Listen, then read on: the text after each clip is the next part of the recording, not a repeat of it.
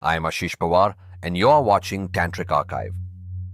Tonight, we step into a question that has terrified monks, fascinated scholars, and seduced rebels for centuries. What is the difference between Tantra's right-hand path and its left-hand path?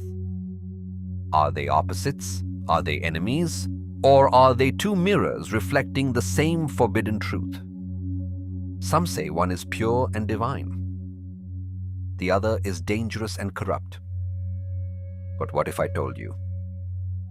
The real secret is far more unsettling than that.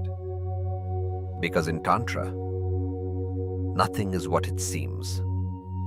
Tantra is not merely a spiritual system. It is a technology of consciousness.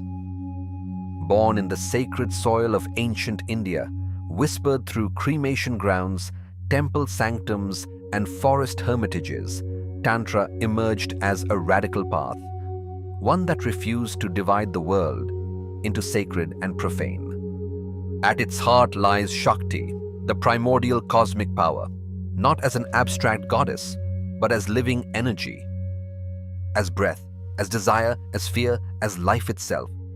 But how do you approach that power? Through discipline and purity, or through transgression and fire? That question gave birth to two great streams within Tantra: Dakshinachara, the right-hand path; Vamachara, the left-hand path. And tonight, we enter both. But be warned, understanding them intellectually is easy. Understanding what they demand from you, that is another matter. Imagine standing at a fork in a dark forest. To your right, a path lit by oil lamps. Chanting echoes softly. The fragrance of incense fills the air. To your left, a path disappearing into shadow. You hear distant drums, the smell of smoke, perhaps something more primal. Which one is safe? Which one leads faster to awakening? Or is that the wrong question entirely? Dakshinachara, literally the right-hand conduct, aligns with societal norms. It works within purity laws, temple rituals, mantra japa, disciplined worship, meditation, and symbolic practices. Vamachara, the left-hand conduct, challenges norms. It confronts taboo. It uses shock, reversal, and controlled transgression as tools of liberation. But here is the hidden truth most people never talk about. They are not moral opposites. They are psychological strategies. Two different surgical approaches to the same human problem: bondage. And that problem is not outside you. It is inside. Let me ask you something. Is purity weakness or is it power? Dakshinachara is often misunderstood as safe Tantra, but do not mistake gentleness for shallowness.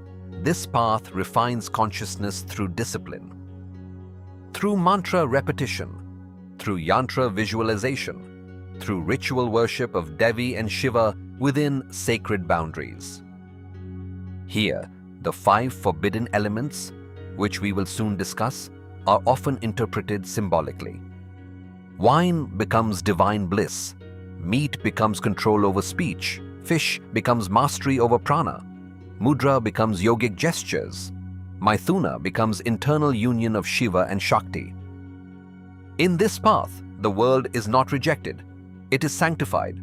A practitioner of Dakshinachara wakes before sunrise, bathes, purifies, chants precise mantras, constructs sacred diagrams, invokes the goddess with devotion and humility. But here's the hook. The real work is not external ritual, it is internal alignment. Every action becomes sacred. Every desire is sublimated. Every impulse is redirected toward awakening. This path requires patience, years of mantra sadhana, strict guru guidance, emotional purification. It transforms the practitioner slowly, like water carving stone. But some seekers grow restless. They ask, why suppress desire? Why not confront it directly? And that question leads left.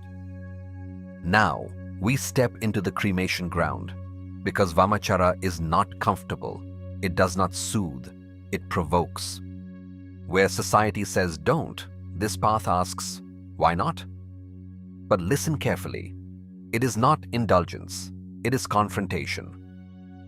Vamachara uses taboo as a weapon against ego conditioning. Wine, not to get drunk, but to dissolve inhibition under ritual control. Meat, not for pleasure, but to shatter purity complexes. Sexual ritual, not for lust, but to harness raw Shakti consciously. The goal? To destroy duality at its root.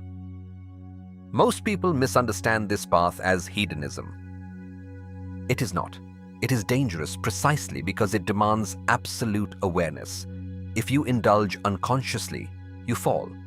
If you remain conscious in the fire, you transform. This path is often associated with cremation grounds, fierce goddesses like Kali, and intense initiations. Why cremation grounds? Because there, ego has no power. Wealth means nothing. Status means nothing. Beauty ends in ash. Vamachara forces you to look at death, desire, disgust, and fear without flinching. It says, nothing is impure, only ignorance is. But here is the terrifying truth. Without a realized guru, without inner stability, this path can amplify your darkness instead of dissolving it. And that is why it was never meant for the curious, it was meant for the prepared. Now we enter the most controversial aspect of Tantra, the Panchamakara, the 5 M's. Madhya, wine, mamsa, meat, matsya, fish, mudra, grain or gesture, maituna, sexual union. These were the dividing line between right and left-hand traditions. In Dakshinachara, they are symbolic. In Vamachara, they may be literal, but ritualized and controlled. But here is the deeper layer. These 5 represent 5 primal attachments: intoxication, consumption, instinct, power, sexual energy. Tantra does not deny them. It weaponizes them. Instead of running from desire, it studies it. Instead of suppressing instinct, it observes it, because what you suppress controls you. What you witness consciously transforms. But again, and this cannot be overstated, without discipline, this becomes self-deception. Here is what modern culture gets wrong. They romanticize the left-hand path. They sanitize the right-hand path. Movies show Tantra as erotic mysticism. New Age workshops sell Tantric awakening weekends. But authentic Tantra is not entertainment. It is dismantling. Right-hand path is not moral conservatism. Left-hand path is not rebellion for rebellion's sake. Both demand ego death. Both demand surrender to Shakti. And here is the secret most never speak. The ultimate union of Shiva and Shakti is beyond both paths. The paths are methods. Liberation is pathless. Many seekers today choose based on ego preference. I'm disciplined, I choose right hand. I'm bold, I choose left hand. But Tantra does not care about your personality brand, it cares about your conditioning. If you are repressed, perhaps confrontation is needed. If you are chaotic, perhaps discipline is medicine. The guru prescribes the path, you do not. And in advanced stages, both paths merge. The practitioner who began with purity may confront taboo later. The one who began with transgression may embrace discipline later. Because the goal is balance. Shiva without Shakti is inert. Shakti without Shiva is directionless. True Tantra is their union, within you. So what is the real danger? It is not wine. It is not ritual sex. It is not chanting. The real danger is ego inflation. The left-hand path can make you believe you are beyond morality when you are simply enslaved to desire. The right-hand path can make you believe you are pure when you are simply afraid of your shadow. Both paths test your honesty. Both expose your illusions. The true power of Dakshinachara is refinement, turning life into sacred offering. The true power of Vamachara is integration, turning shadow into fuel. But the final realization? There is no right or left. There is only awareness. When awareness is total, every act becomes sacred. When awareness is absent, even prayer becomes bondage. And that is the hidden core of Tantra. So tonight, as you sit in your room, ask yourself, what do you avoid? What do you cling to? Where does your fear live? Because that is where your Tantra begins. Not in books, not in secret rituals, not in romantic fantasies, but in radical self-honesty. Right-hand path and left-hand path are not choices on a menu. They are mirrors. One reflects your discipline. The other reflects your shadow. And when you can look into both without turning away, you step beyond them. Tantra was never about shock. It was never about purity politics. It was about freedom. And freedom demands courage. The question is not which path you will choose.